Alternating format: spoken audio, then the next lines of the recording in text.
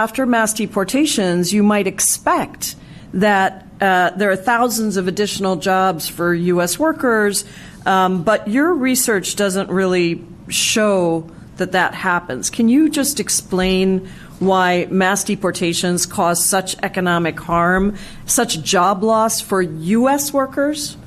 Yes. So there are several reasons, one of which I think is widely understood by the American people, but the others not so well understood. The one that's well understood is people often say, oh, well, unauthorized immigrants take jobs that Americans aren't willing to do, so if you remove them, the Americans aren't going to go, someone who lost their job in a factory in Maine is not going to go to the Central Valley of California to pick fruits and vegetables. People get that point. But there are several other, arguably even more important reasons why this is happening. One is a simple issue that we refer to as the demand side effect, which is not complicated at all.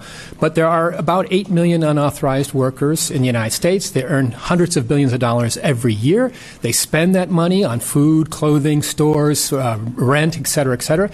And if you take those people out, those hundreds of billions, they're going to lose their jobs, lose their income, and that hundreds of billions of dollars of spending goes away, which means American businesses are going to sell hundreds of billions of dollars less, which means they're going to cut back on production, which means they're going to cut back on their workforces, which mean American workers are also going to lose their jobs.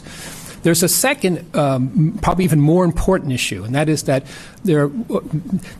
people seem to think that unauthorized immigrants are simply close substitutes for American workers. But that's not the way the work goes. People have been studying this now for the last 20 plus years and have found that, in fact, in most cases, unauthorized immigrants are not substitutes, but they're what we call complementary workers. They work in conjunction with other workers, not in competition with them.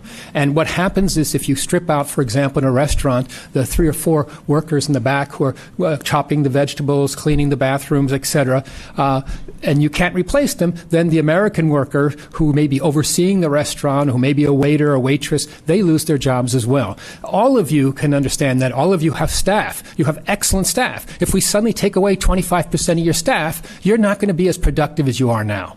You're going to not do as well. So the problem is that we find that when you take out these hundreds of thousands of undocumented workers, not only do they lose their jobs, authorized immigrants often lose their jobs, and American citizens lose their jobs, usually in roughly equal numbers.